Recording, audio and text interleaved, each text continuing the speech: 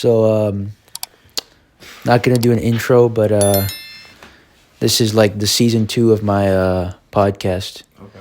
I've been kind of inconsistent. I had 13 episodes, season 1, but I think this is a great way to come back and be more consistent, and you'll be the first guest. So Okay.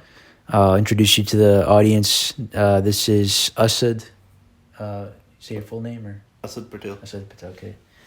And you said you don't really consider yourself an imam, or just No, like more, a community helper of sorts, Yeah. if you can put it that way, yeah. so like you've just been studying Islamic studies for, you said, 18 years? No. I wouldn't say that, no. But what's it called? I did tahfiz al-Quran when I was younger. I memorized the Quran. And then after that, I had a teacher in Gastonia. He was a scholar. I used to learn from him. And then obviously over the years, I've been in touch with scholars. Whenever there's anything I need to learn, I reach out to them and, we'll have a talk, or if there's a session that's needed, we'll have a session or something like that. Yeah. And we'll discuss those things.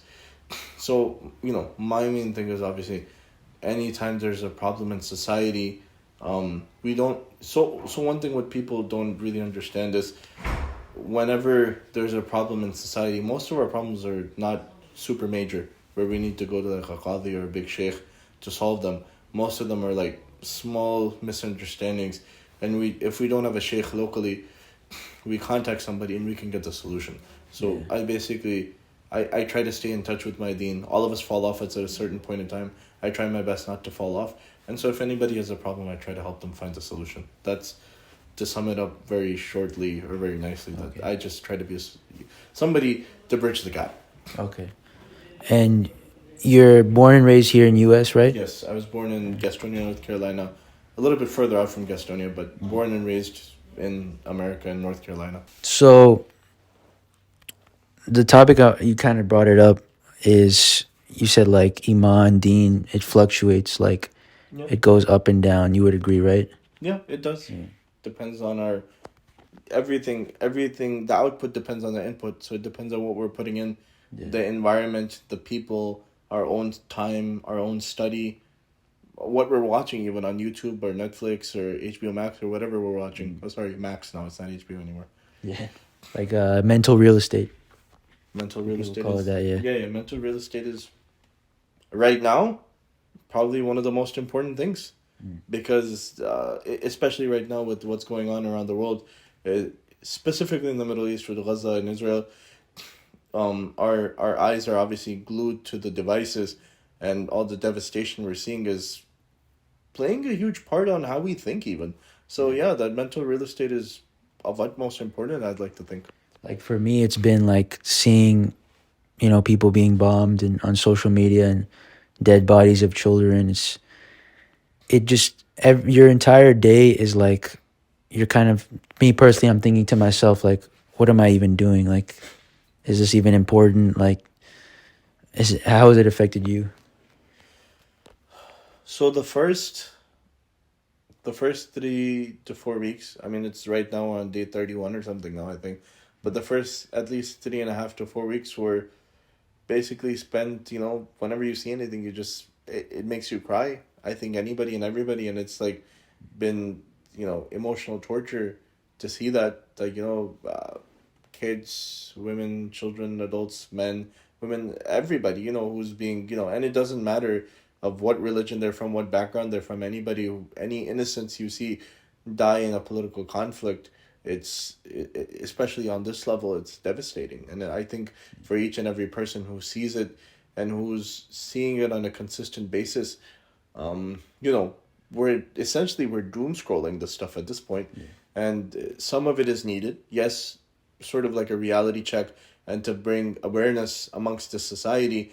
But at a certain point, I think speaking with the ulama, and listening to the ulama, it's also become unhealthy to a certain extent.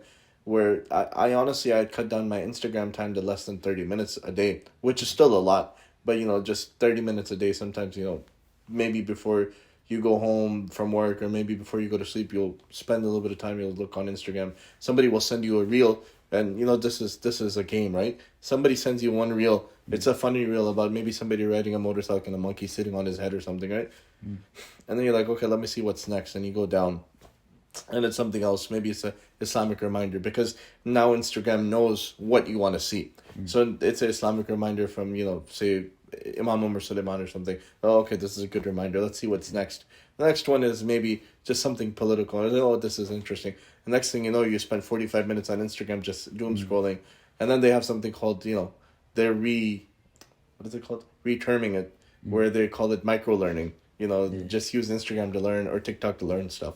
So it's had a huge effect on how we think, how we see things, and for a lot of people, how they practice. A lot of people, they're coming back to their iman in Islam because of this, and they've realized that they've sort of strayed off of the path. And then Yeah. for other people, who don't know about Islam, for them, they're finding out about Islam, and this is, for a lot of people, this is having an effect, um, to previous years where something has happened and people, they're told that Islam is evil, and then they actually look into Islam and they find out Islam doesn't teach any sort of, murder of innocence or any sort of torture or anything like that, and they're like, oh, let me look at the Quran, let me pick this up. Oh wow, this is not what the Quran says. It makes a difference Yeah. all around. So with the with that being said, like people who are going through, their iman is weak. They were at a point where they're praying 5 times a day. They're reading Quran, but something just happened in their life, and they go back to sinning. They go back to not skipping prayers, not praying, hanging around the wrong people. And we see this with the youth a lot of times, but it Youth happens and adults, I in think it's adults. the same. Yeah. Yeah. But what would you say to somebody who's trying to get themselves out of a hole that they dug themselves out of already, but now they're back in? Find a good friend. You need a good friend. Um, what did the Prophet ﷺ do when they got to Medina? He paired everybody up. If you have good people, even if you have one good person around you who doesn't hang out with bad people, like we were talking about before, Yeah. that one good person will literally go through the trenches with you to make sure you don't go back into bad habits. That if that's a good person who's grounded in good morality and has good Islamic morals, I'm not saying they have to be a person with like a long beard and wearing a thobe all the time or anything like that, right? Yeah. But they're a person with good morals. They keep up with their prayers. They keep up with their family. They don't have to be at their parents' house every single night of the week or something, right? But they keep up with their family. They make sure their family is okay. Maybe if they have a wife and kids, they make sure their family's doing okay. Stuff like that. They stay connected with the community and the masjid to a certain extent. They make sure all of these things are taken care of, and they make sure that they stay away from anything which will take them down the wrong path. Look, anybody, no matter how pious they are, everybody at a certain point in time will have like a certain point of maybe questioning, like, am I a good enough Muslim or not? Yeah. And they'll reevaluate their life. But if they have good friends around them or their surroundings are good, they won't fall too far. But if you've fallen so far that Yeah. you've gotten into a lot of bad habits, you're sinning a lot, you need to find one good friend, one good person who won't judge you. And this is a problem these days. People immediately will judge you, and even I'm guilty of that. That if I see somebody or I hear somebody, I'll probably judge them. And Yeah. this is a human flaw. But this person won't judge you, and they'll help. Like I said, they'll help you get through the trenches. It might take you 4 or 5 years to get completely alright again. But if you find that right person, it's gonna happen. Like, do you think that the I feel like a lot of people go back to sin because they're dealing with something, and it's a temporary pleasure, it's a temporary fix. And let's be honest, like sin is it's fun. It's harder to be on the right. It's long term. It's better to be on the right path, and you feel better. Yeah. But like they said, like the discipline is doing the things you don't want to do, but you have to do it, and the long term is better. So, like, what would you say to someone who's dealing with that? Dealing with relapsing into sin. Yeah, they keep falling into the same sin. If somebody keeps falling into the same sin or the same negative lifestyle choice, they have to do a mental assessment of how they're judging the end game of their life. So everybody has an end game. It doesn't matter who you are, it doesn't matter what you're doing. You could be a janitor at a school, right? Which we should never look down upon. that you could be a janitor at a masjid. Nobody should look down upon the janitor anywhere, right? But their end game may be, okay, I'm gonna work hard. I have a family. I'm gonna take care of them. But every month I'm gonna save $100, right? I'm gonna get back to your question. I'm gonna save $100, and at the end of the year, I'm gonna have $1,200, right? Doesn't sound like a lot, but with that $1,200, what I'm gonna do is I'm going to make a down payment and get a hot dog cart. And on the weekends, on Saturdays and Sundays, I'm gonna sell halal hot dogs on the corner of Trade and Tryon, right? And I'm gonna sell hot dogs. $1,200 will be enough for that. I'll have another like 500 saved up from some other. I'll drive Uber for a few weeks. I'll save up another 500 for the inventory. And so I'm gonna get out of this rut that I'm in for being a janitor for the last 10 years. And he's been trying. He got married. He has kids. It's not that easy, right? But he made this effort, right? And this is the 10 years. 5 years later, you see the same brother who was the janitor at the masjid and Islamic school. He has, mashallah, a beautiful restaurant. His kids are going to a good Islamic school. He can afford to take his family on a vacation, but he hasn't cut off his connection from the community and the masjid because he was so invested in doing better for himself on a financial level, but he was also so invested on doing better for himself on a spiritual level and a familial level. He didn't give up, right? Yeah. Now, if somebody gets involved in sin, what is their end game? Are they intending that this is a temporary pleasure? Or are they looking at it like, oh, okay, well, I'm doing this right now, but in the future, I want to be a pious person. Or I want to be a semi-decent Muslim, right? Now, then you have to be like, okay, if I want to be a decent Muslim, if I live in a certain community, let's say they live in Atlanta, Georgia, right? Okay, there's 10 masajid close to me. Which masjid has the imam, or which masjid has a sort of a young guys group? Somebody might be 28, 30 that they're involved in. So young men's group that I can get involved in, sort of like push myself in there without really being noticed and, slowly listen to other people. Everybody has struggles. Everybody mentally struggles. A lot of people, they sin, they do, egregious sins, right? But they try to find that connection somehow and they get out of it. And so, like, okay, I'm going to slowly inculcate myself into the community and move away from the sin. Instead of going partying Friday night, I'm going to go join a brother's halaqah Friday night. I may not enjoy it as much as, going out and partying or going to the club Friday night. But my end game is, how do I get out of this? The long term is more beneficial. The long term, yeah, you have to look for your long term. And if you don't have that long term plan, then you have to be like, okay, what is my long term plan? One thing is, fiscally, what is my long term plan? Yeah. What is my emotional long term plan? What is my spiritual long term plan? You just have to assess it and address it. That if somebody has the inkling inside, they know they're Muslim. Like right now, what I said, right? Yeah. What's going on in the Middle East for a lot of Muslims, it's awakened their inner Muslim inside of them, and they realize that, hey, I wasn't doing good enough. Like even for me, certain elements, I'm like, I'm not doing good enough. I need to do better. That you look at those children who, they're like, we only have belief in Allah subhanahu wa ta'ala. Whatever happens to us is the decree, and the next day they passed away and they're being wrapped in their coffin. That their iman was stronger than my iman. That they knew Allah subhanahu wa ta'ala will take care of them. Yeah. I see what you're saying. And with the salah, can you talk about like the importance of salat and prayer and how it benefits the soul and the body and everything? Okay. Yeah. So the thing about salah is a lot of people find it as a burden. Okay, we're going to talk about the negative things people see. Okay, a lot of people are like, I don't get benefit from my salah. We pray salah in Arabic. I don't really, understand it, so I don't get benefit. Oh, it's hard to pray 5 times a day after work. There's 1,000 excuses. And the reason we have these 1,000 excuses is because there's a benefit in the salah. The shaitan puts multiple barriers. And he keeps putting these barriers because he knows once a person understands the benefit of salah, and then the person gets the benefit of salah, that spiritual enlightenment, that spiritual enhancement, that the person's never going to turn away from salah. No matter how low they get in their life, they're going to stick to it, right? Mm-hmm. All of these things, they come in, right?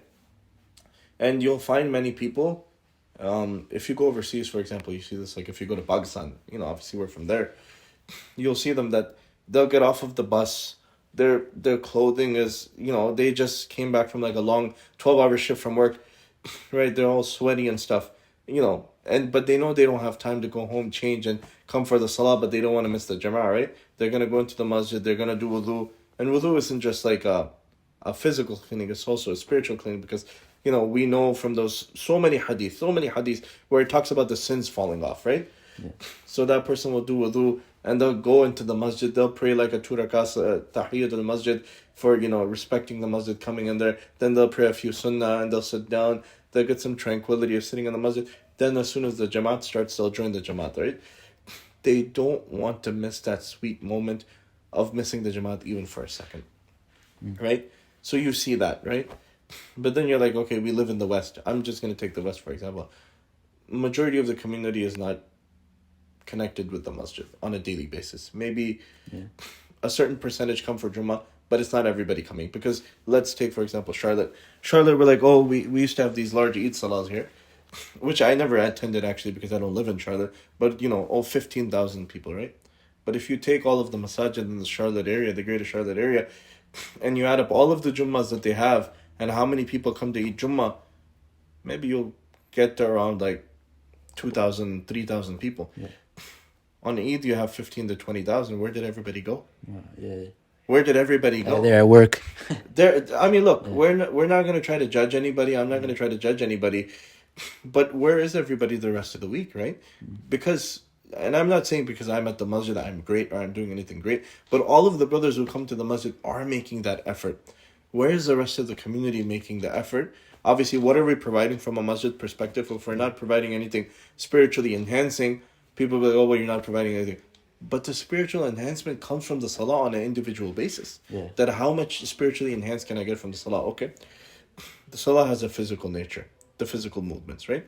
Which, we know from the story of the Prophet's night journey, that the angels, when they go into Bayt al-Ma'mur, that these are the things which they do, and the Prophet saw this, right? The physical actions.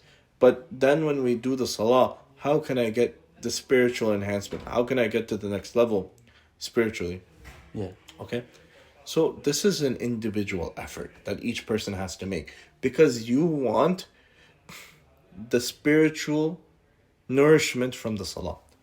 Each person should want that, right?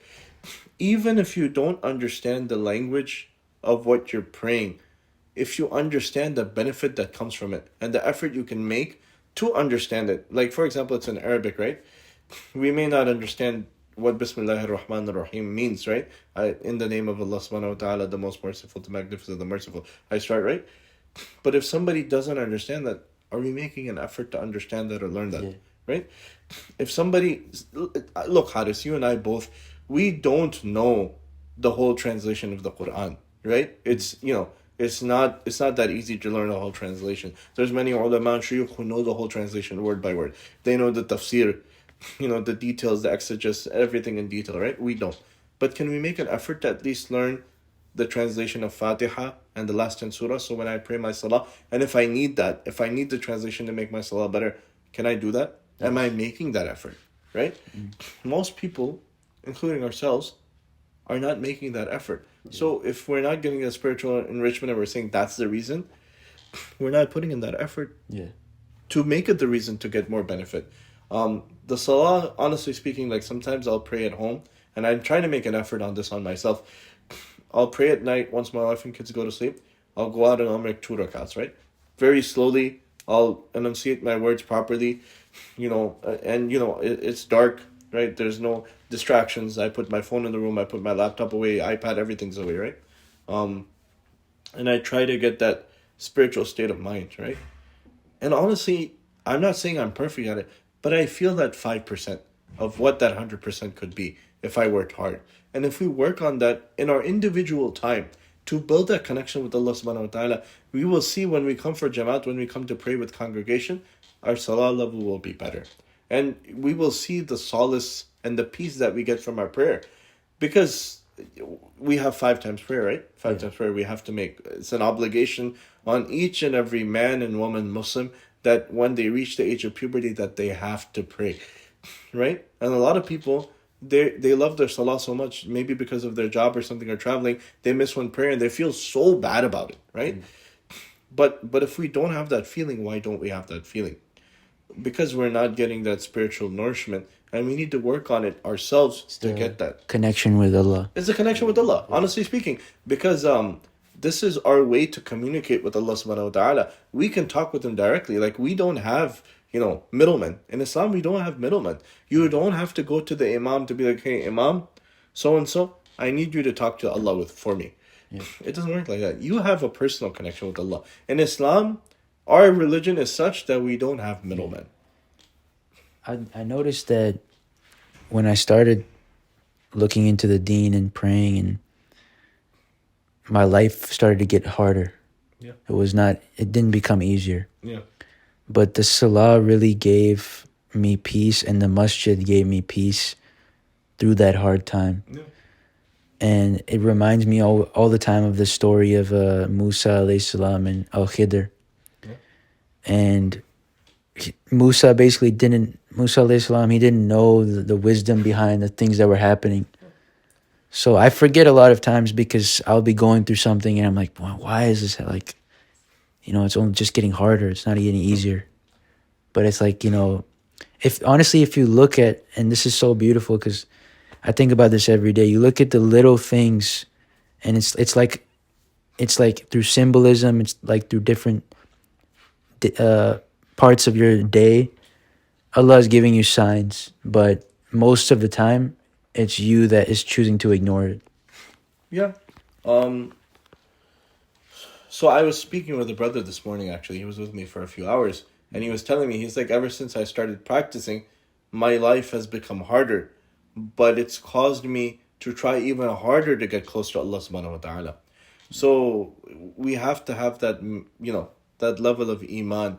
Like, I'm not saying this guy is, the most pious saint of all time or anything, but he himself, he says sometimes he falls off, but he has that determination. No matter what obstacles get in his way, he's gonna strive harder to get closer to Allah subhanahu wa ta'ala. Yeah. And don't you think Allah subhanahu wa ta'ala is gonna give him so much more reward in the hereafter? Like, he's gonna see it in this dunya as well. I can promise you he's gonna see it in this dunya. Allah subhanahu wa ta'ala will show him in this dunya how much he loves him, but in the hereafter he's gonna get so much more. You hear about the Sahaba who would be saddened after a battle if they would get more stuff, because they'd be like, Allah, I don't want everything in this dunya. I want more in the hereafter. Yeah. So it comes down to that state of mind. And a lot of us, we live in an era now where everything is so monetized, right? You're like, before, like 10 years ago, if you're on Instagram, right? Nobody was thinking about monetization. They were thinking about sharing like a picture of the beach or something, right? Yeah. And then it became, social media has obviously corrupted us. We all use it, but it's corrupted us, where then it became sort of like a race to show people how great your life is.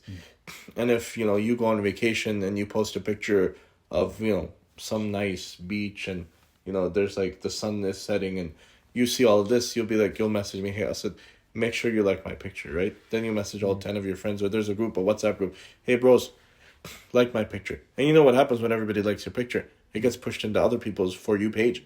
And you're trying to get to like 500 likes, so everybody in your friends group and everybody in your circle sees that picture, and they know how great of a vacation Haris had, right? Yeah. And this is what we've become sort of like indulged with so much. So we're removing ourselves from the deen and its struggles because we want validation from people, and when we see the validation from the people, it makes us feel better. But when we're struggling in this dunya to get closer to Allah subhanahu wa ta'ala, you're like, oh man, this is too hard. Why is it when I'm trying to do something good, it's becoming harder for me? There's people who convert to Islam on a daily basis, and their family hates the fact that they become Muslim. These people are praying inside of their bathrooms. They're hiding in their bathroom and praying, just so their family won't kick them out of their house.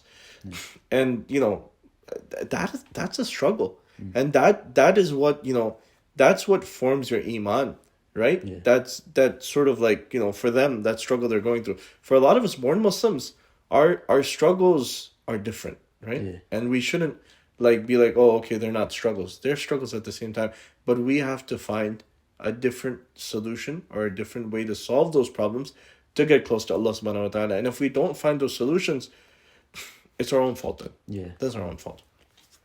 It's a big thing men my age are going through is loneliness and men's mental health. Because like from like Pakistani culture, it's Yeah. not easy to get married right now. Right now, yeah. And just in Muslim culture, It's becoming harder. it's dating and all this. I'm not saying I'm perfect, but it's being harder for people my age, and a lot of men are dealing with they have friends that they can talk to, but they can't really open up to them like that, Yeah. and they can't even open up to their own family. Yeah. So that's where I feel like the relationship with Allah is so important. Yeah. But the loneliness is still there. So like, what would you say to someone that's like in their mid-20s dealing with that? Obviously, this is a huge problem overall in society around the world. Yeah. It's not just here. You can watch shows in which people read emails in Pakistan, and everybody's talking about the same thing. And this loneliness is in men. This loneliness is in women. This isn't everybody, right? And this goes back to the social media thing. I won't specifically talk about social media on this, but it leads back to this where people are expecting, people are requesting, and people are imagining unrealistic scenarios and trying to cure or aid their loneliness, right? If you go on a vacation with the boys, like let's say you go, I don't know, Europe or somewhere, right, for 5 6 days, or you go to Turkey or Dubai, that is a temporary cure to loneliness, but on a day-to-day basis, does that cure anything? No. I mean, if you go with your friends, let's say they're five friends, they're great guys, right? They pray. You guys go, you guys are not gonna go out and drink. You guys are not gonna party club. None of that, right? You guys go to Turkey. You guys want to see the historical sites. You guys go the Hagia Sophia. You go see the Blue Masjid. You see all of that. You go sit in some halaqas and stuff like that over there. They have them in English. You sit in some gatherings of dhikr, and you do all of those things, right? Spiritually enhanced. But when you get back to your house, let's say you're living alone or you're living with a roommate, It's just you. it's just you. Even if he's there, it's just you, right? The real companionship is in what the Prophet ﷺ taught us, is in finding a wife, a good wife, right? And for a woman to find a good husband, right? A good pious man. That is the real companionship. And you look from the example of the Prophet ﷺ's life and marriage with Hazrat Khadija radiallahu anha, was a considerably older woman than him who had been married previously, which they didn't see it as a flaw. They didn't see it negatively, right? But the Prophet ﷺ married her because she was a good woman, she had good character, and she wanted to marry him. He didn't propose to her, she proposed to him, Yeah. right? And in today's society, coming from a Pakistani background, if a woman proposed to you, what would your family even think? And I'm not trying to put your family on the Yeah. spot, but just in general, Probably think she's your girlfriend. Yeah. it's something like that, right? And if she was older, God forbid she's older. Oh, That's no way. No way, exactly. Yeah. And this is not. Or if this she has a kid. if she has a kid, Yeah. right? These things are very. At that time, these things were very normal. And the Prophet ﷺ, he married a majority of the women he married were women who were either widowed or divorced, or who had previously had husbands and their husband passed away or something like that. So he married these women knowing how they were, and they married him knowing how he was. Yeah. The Prophet ﷺ was a widow, right? His Hazrat Khadija passed away. The Prophet ﷺ was a single father at a certain point in time, right? He went through all of these challenges to show us, the Allah subhanahu wa ta'ala put him through all of these hardships and challenges to show us that life's not easy. Yeah. And then he gave him the enormous task of nubuwa, being a Rasul and a Nabi for us, to show us these examples, and we have to look towards his life. Okay? So currently, the problem in society with marriage, and we could go on for hours and hours about this, because I've actually given khutbahs here about this, and I'll put it as shortly as I can. When you look to get married, what is the expectation from society? They expect the guy to have a good job. They expect the guy to have a nice car. They expect the guy to be able to buy a house as soon as he gets married. They expect him to be able to afford a $180,000 wedding. They expect him to give like a $50,000 mahar, right? Yeah. Let's just look at those things one by one. A good job, right? You're out of college. Are you making $100,000? Probably not, Yeah. right? If you want to get married as young as you can, and according to the nasiha of our pious predecessors, which is to get married as soon as you can, when you're somewhat stable. Hazrat Ali radiallahu anhu, when he got married to Hazrat Fatma radiallahu anhu, was he a millionaire? No, he wasn't. He was not. Hazrat Uthman and other Sahaba helped him in the process of getting married, right? Because he was about to sell his armor and stuff, and they were like, no, don't sell the stuff. Let us help you out. The nikah, the Prophet ﷺ, he made a very simple, like, there were dates, tamar, and then there was a sharbat or a drink, right? When Hazrat Ali radiallahu anhu gets married, the walima is a very simple walima. His house he is living in is rented. It's not, the Prophet ﷺ didn't say, Ali radiallahu anhu, you need to have a nice house. My daughter needs to have the best camel. All of these things, right? No. He knew that Hazrat Ali radiallahu anhu was not the most wealthiest man. He wasn't the richest man, but he knew his character. He knew how great of a person he was, and he knew he's going to take care of Fatma radiallahu anha. This is why he married her after him, right? So, if a guy, like, okay, you need to have a good job, right? Most of the guys end up with jobs right out of college, like 60,000, if that much. Not even that much, a lot of times, right? 60,000. If a guy wants to get married by the time he's 27, right, and avoid haram relationships, and avoid getting involved with any sort of, relationship or anything like that, right, that's already hard enough in today's society. You expect him to have a car, right? Let's say he buys some nice Toyota Camry, brand new car, right? He pays $40,000 for it, but he's not paying it off tomorrow. How the heck is he going to have the money to do that? Then you expect him to have a house as soon as he gets married. The median house price in North Carolina is about $340,000 as of today. And that's after 1.6% fall in the house prices. If he buys a house, he's not going to have the cash to buy. He's going to go to if he's a good guy, he's looking out for his deen and iman, and he's, still somewhat like, okay, I'll go to an Islamic financing company. That house over the course of 30 years is going to cost him close to $700,000 to $800,000, right? That's $700,000. $50,000 for the car, because let's say he gets zero interest, he finds a good deal from Toyota. $40,000 taxes and everything every single year. That's $50,000. Where are we at? $750,000. Then you want him to have a nice $150,000 wedding, right? A nice walima, because in our Desi culture and all cultures now, we don't just have a nikah and a walima and that's it. Four events, right? So we're just talking about the walima he's going to spend. He has to have it at the Sheraton. He can't do it at the Masjid Hall because people will think he's poor. Which I don't see as a problem. 150,000. You're already 900,000 in debt, right? And then we're not even talking about a mahar, which most people expect it to be 50,000, 100,000, something like that. So the guy is literally $1 million in debt to get married. Who wants to get married then? Yeah. Because we've stepped away from the very concept of marriage, the concept of marriage, of finding a good pious spouse. For women, a good pious husband. For men, finding a good pious wife. And working and building together. And building a life together. No, we want these, TV dinner weddings, right? Everything ready. You just take they have the Shan dinners at PATEL Brothers and all the halal stores as well. You just take it, you put it in the microwave, and okay, the wedding is ready now. We want these unrealistic marriages. We want these unrealistic weddings. And then you put in all of the pressures of society. Then you also take in the other element of people having previous relationships. And we spoke about this. Like, if a person has, and these are statistics, you can look them up, you can Google these things. If a person has previous relationships or previous girlfriends or previous boyfriends, how much harder does it become for this person to get married? Because then they have this image of what is the perfect partner, because they've been with 4 different people. They're going to take 25% of this person, 25% of this person. But you can't create a person like that. Yeah. Do you think that Allah will give you the spouse that is you deserve? Because, like, if you're sinning and you're doing all these things, why should Allah give you the spouse that's written for you when you don't even deserve it? This is a question you have to ask your sheikh. I can't answer this. I'm going to be honest. I'm not going to answer a question I don't have the fair enough. knowledge on. Yeah. But at the same time, this is an example I give to one of my friends. I'm like, if you're looking for, let's say you're a decent person, right? And you're looking for a decent wife, you're going to go through the decent channels. You're not going to go to the shisha lounge or to a bar and find a pious woman. That's not the place where a pious man will be. Because first of all, if you're going there to look for a spouse, you're already at the wrong place. But that's not where the pious spouses meet each other. It's not at the shisha lounge. That's definitely not the place, right? A lot of people, they go to a shisha lounge.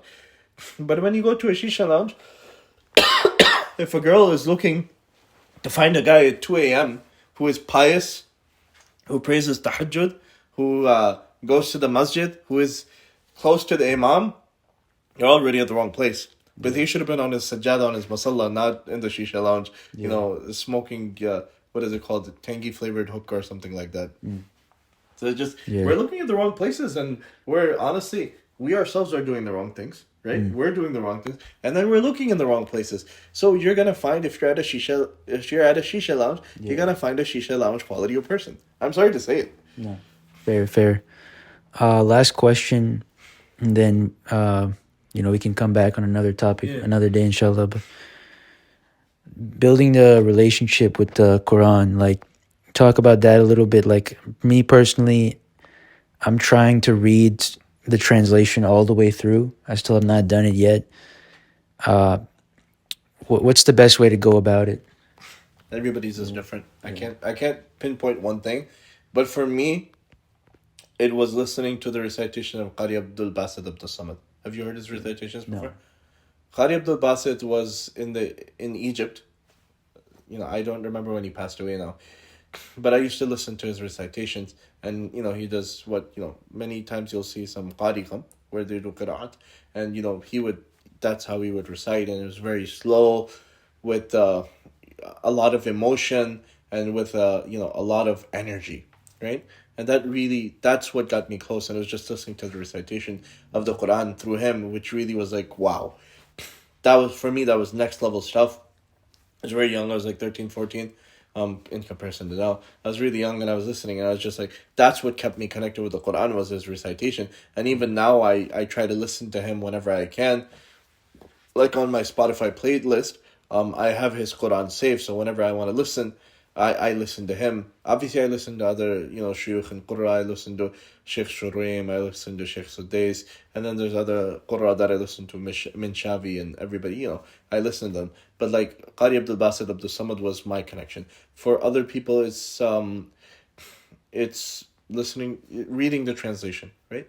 For other people, it's listening to a certain surah over and over again, because that lesson resonates with them so much. Other people, is trying to memorize the Quran, just verse by verse. Like, some people spend 10, 15 years memorizing, and they memorize like 5, 10 juz, and for them, that's the connection. For some people, it's sitting in a tafsir class. For everybody, it's different. You just have to find what works for you, and continue to keep yourself connected with it. And don't fall off. If you fall off, try to get back on the horse. It's like going to the gym, right? Yeah. If you're going to the gym consistently, and then you have to go to somebody's wedding, and you don't go for 2 weeks, you have to get back on that horse. If you don't get back on that horse, you're going to completely fall out. And like, for example, like I was doing leg press this morning, right? I haven't done leg press in like 8 years. Yeah. I used to, for example, I used to be able to leg press like 900 to 1,000 pounds. This morning, I just had 2 plates, and I was like, wow, I was like, this is how weak I am. So, you got to get back on the horse eventually. And when you get back on, eventually you'll get back, to your stride at least. But, maybe you're not able to, maybe at a certain point in time, you're able to read one juz of the Quran and read the translation with it, right? But now you're only able to do one page. Don't let that one page go. Keep that connection with Allah open. Because, when you're in salah, you're talking to Allah. When you're reading the Quran, Allah is talking with you. Don't lose that connection of Allah subhanahu wa ta'ala's direct communication with you. I really appreciate your time, Asad. No. Do you have any message for the people out there? My message for the people will be, keep yourself connected with Allah subhanahu wa ta'ala. Keep yourself connected with people who bring you back to Allah subhanahu wa ta'ala. That people connection, for me, is the most important thing. Because if you get connected with the wrong people, you get connected with the wrong crowd, or you even if you're on Instagram and you're on the wrong person's page, it can do so much damage to you. Because then you start visualizing or thinking that this is actually right. Like, for example, I'll just give this example. There's an individual who's married to a Hindu, right? In Islam, we should try to find a good, pious spouse. We cannot marry somebody who's a mushrik. So first of all, if a Muslim person marries a Hindu, they're already, off of the reservation. They've already done the wrong thing. You see so many Muslim people commenting, mashallah, what a great couple, in that comment section. You're visualizing a haram relationship as, mashallah, what a great thing to do.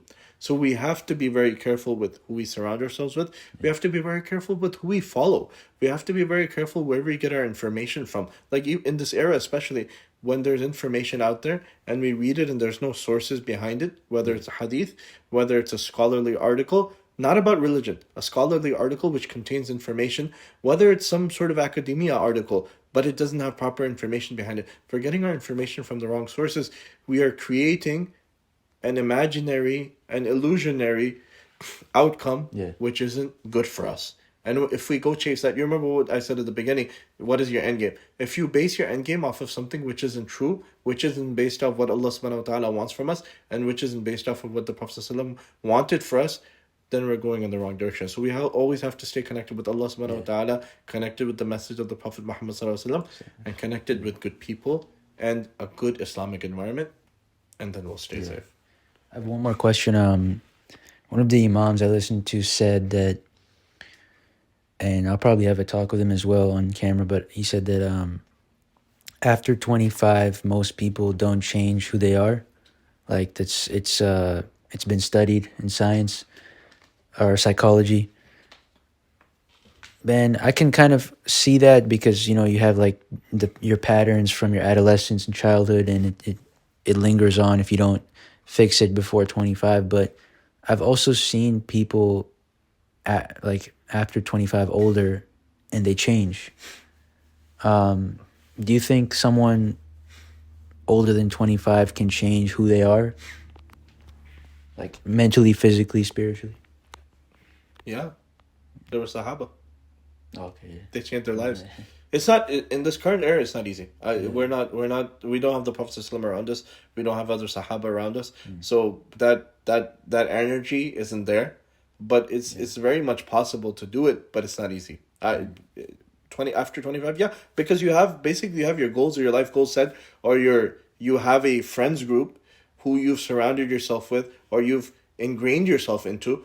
That to do a massive shift is not easy. Like you may have friends who you grew up with, right? And right now you're in your 20s, right? And getting close to your 30s. Those are basically going to be your friends for the rest of your life for the most part, right? Yeah. Those are going to be the people who invite you to dawats. Those are going to be the people who you go on vacations with, family vacations with. Those are the people who your kids are going to grow up with. If you step out of that group, first of all, it's not easy to find a new friends group, right? Yeah. Second of all, the taunts, and we come from a Desi background, the way people will taunt you. For example, your friends group doesn't eat halal, right? They don't eat dhabiha. And you decide tomorrow Haris is going to start eating dhabiha only. And your friends group wants to go out to have steak at Chima Brazilian Steakhouse. And you say, I don't want to come. They're like, why? Well, I eat dhabiha. They don't have dhabiha steak there. I don't want to come. And they have cross-contamination. Even if they have dhabiha, somehow they're getting from a halal slaughterhouse. I want to stay away from cross-contamination. What I eat plays into my spirituality. Right? They'll be like, come on, man. Why are you being so strict? It's not that big of a deal. You're just eating something. All of these things, right? Are you able to take that taunting and be like, it's okay. I don't need to hang out with you guys, right? If they're not good for you, can you take that? Or is the thing that you can't take it?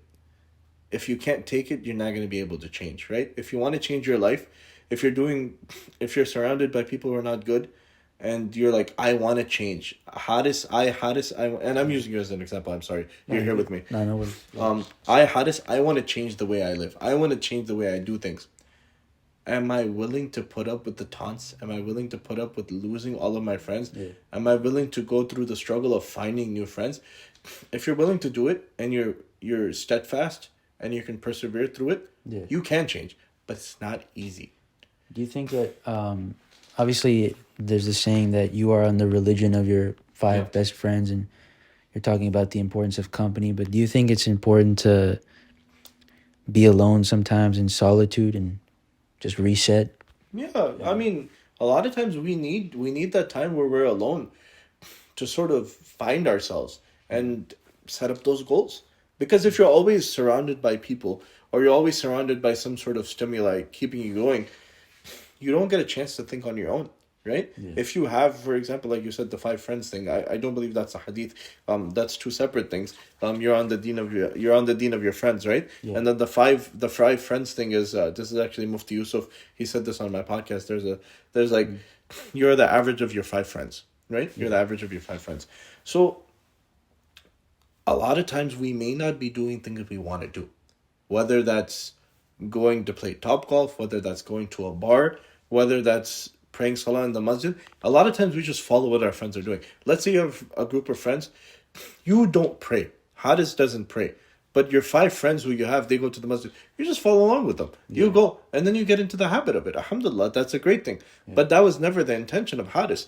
But Alhamdulillah, Allah subhanahu wa ta'ala gave Hadis five good friends who went to the masjid, rain or shine, and because of them he started praying and he became a better person. But at the same time, I spoke with some young guys a few years ago, and I asked him, I haven't seen that guy in years now, and I asked him, I was like, what do you guys do on Friday nights? And he was like, we'll usually end up at somebody's house. All of the friends are Muslim, right? We'll end up at somebody's house, and then what we'll do is we'll go out to Southend, Southend, Charlotte. We'll go out to Southend on a Friday night. And it's like, I was like, if you're going to Southend on a Friday night, there's nothing good that's going to come out. It's like, yeah, we go to the bars, we get drunk, we maybe take a girl home, and all these guys are Muslim. And it's like I was like, brother, that's not good. I was like, why are you guys doing that? Just stay at somebody's house, play PS5 the whole night. You know the thing about Khabib, Khabib, the UFC fighter, the retired UFC fighter. When he would land, right? If he's invited to a speaking arrangement or something, when they were invited by Miftah, as soon as they landed, he said that what we need is a PS5, and we just need our food. So all of the guys who travel with him, they just stay in the hotel room, they pray together, they play PS5, they'll have pizza, burgers, whatever, halal food, everything, and that's all they do.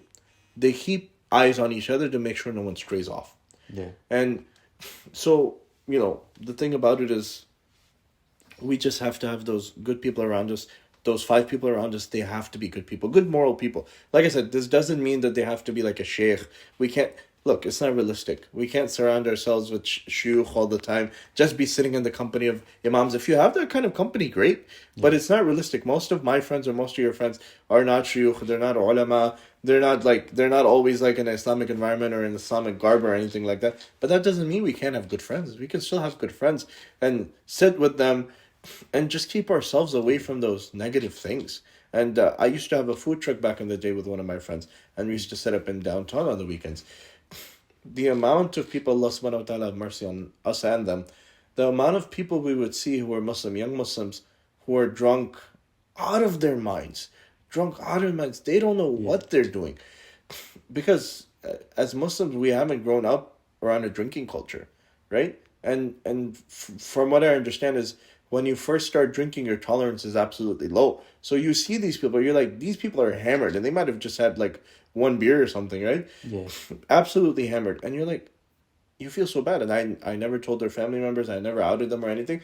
But you see them, some people, they're like laid up on the side of the road, and there's many uncles for example, in Charlotte, which I've heard stories where they would know that this is my friend's son. They wouldn't tell anybody whose kid it is. They'd pick him up, they'd put him in their Uber or taxi, take him, drop him off at home, be like, Beta, go inside. Don't let your parents find you like this. Like, people care about each other in all of the communities, not just in Charlotte. People care about their friends' kids. They don't want somebody else to see them and talk about them. But at the same time, the nasiha should be given that, hey, don't try to stay away from this. Not only is this not good for your life in this dunya, but it's also bad for your health, like this lifestyle. Yeah. So we have to be able to give our friends that advice. Like, if you're my friend and I see you going down the wayward path, I have to make a decision. I'm either going to tell Haris that he shouldn't be doing, not in the way that Haris, what you're doing is haram, you're going to end up in Jahannam, don't do this. No, Haris, like, look, the life choices you're making, they're not good. Can we talk about this one day? Yeah. And when we have that real talk, that is when I have to make the decision whether I want to be around you all the time or whether I just have to be a friend from a distance who just reminds you that, hey, Haris, don't do these things. We really have to have that, we have to have that transparency. If you're friends with somebody, you have to have that ability to be able to communicate like that. And if it's not, you don't have that, you need to reassess the friendship and be like, they don't want to listen to me when it's something good, and they only want me to follow them when it's something bad. The best friends are the ones that check you. Yeah, exactly. The best friends. It doesn't matter if it's at college. If you're at college and you're not studying, and your friend's like, "Hey, Hadis, do a little bit better. You're paying for tuition. You spend so much time at the college campus. Stop goofing around, because this will have an impact on your trajectory of your life. You might have invested in Bitcoin and might have $1 million or something, but how long is $1 million gonna last you? You gotta make sure you make good decisions for your life. And if you have a friend who helps you out with that, I have a friend. We'll talk on the phone, and he'll tell me, he's like, I feel like you're being too arrogant. And Muhammad Hijab said that the other day. He was talking with Imam Tom. He's like, I have a friend. He's like, when I was getting popular on YouTube, he's like, nobody knows this guy like that. He's like, we were walking and somebody came up to me and I didn't really pay any attention to them. And I said, yo, man, that's wrong. You can't do that. And he's like, that shook me. So when I met Muhammad Hijab, not this year, I met him last year, met him a few times in at the ICNA convention. Totally down to earth, talks with you, doesn't shun or say to somebody, hey, I don't have time. He'll say salam to you, and he'll be like, hey, I gotta get going. He's a very kind person. But where do we get this example from? We get this example from Hadrat Umar radiallahu anhu when he was the Khalifa, and he got stopped by an older woman. And she stopped him, and she started essentially, what we would call yelling, auntie yelling at you. Yeah. She's like, you're doing this wrong, you're doing this wrong, you're doing this wrong. And so when he got done, and it was a long conversation, when he got done, the companion who was with him, his companion was with him, he's like, why didn't you tell her you're the Amir al-Mu'mineen, you gotta get going? He's like, do you know who that was? He's like, no. He's like, this is the woman who, Qad Sami Allah, the first surah of the 28th juz was revealed for. At that time, in the time of the Arabs, that they used to have something called talaq-e-zihar. And talaq-e-zihar was a talaq that if it happened, you could never reconcile. And she went to the Prophet ﷺ to ask for some sort of reconciliation. The Prophet ﷺ said, I can't do anything. And this was something like, if you would utter such words, that they were very despicable words, that you would say them at that time, they were considered very despicable. For us today, it wouldn't make any sense. But at that time, it was like the worst thing you could say to your wife. That she would become absolutely haram for you. Right? And this was from the time of pre-Islamic Arabia, that these were the things which would happen. And so the Prophet ﷺ said, I can't do anything. And then Allah subhanahu wa ta'ala sent down the surah in regards to her. And when Hadrat Aisha radiallahu anha, she was taking care of the Prophet, she was like, she was, I believe she was oiling his hair or something. And she tells her, get quiet, the wahi is coming, the wahi is coming. The Prophet ﷺ would get into like a state where, you would know wahi is coming down. And so she was crying. She started crying even more. And Hadrat Aisha was like, why are you crying more? She's like, well, I don't know if the decision's going to be in my favor or against me. Because, she's like, I'm too old to go live with my parents now. My kids need a guardian. He's their guardian. They need a father figure. I can't take care of them. Nobody else is going to marry me. I'm so old. I've had so many kids. All these things. And the decision was made in her favor that this talaq is not acceptable anymore. And so Hadrat Umar radiallahu anhu was like, this is Khawla radiallahu anha. And the Quran was revealed for this woman. I have to listen to her. Allah subhanahu wa ta'ala gave her so much respect that He revealed Quran for her. Who am I to not listen to her? So it goes back to the fact that there has to be somebody keeping you in check. And he had so much respect for this woman, right? You know how people are always like, oh, a lot of times people are like, oh, Islam doesn't tell us to listen. It's nothing like that. It's nothing like that. There's nowhere in the Quran where it doesn't say we have to listen to her. Hazrat Umar radiallahu anhu is listening to this elderly woman who is giving him instructions. He's the Amir al-Mu'mineen. He's ruling over so much land. He can tell somebody who's a governor in some state that you're gone today. You are not a governor any longer. He has that much power, right? He sends an army. He sends an army of 10,000. They're going to listen to him. This much power.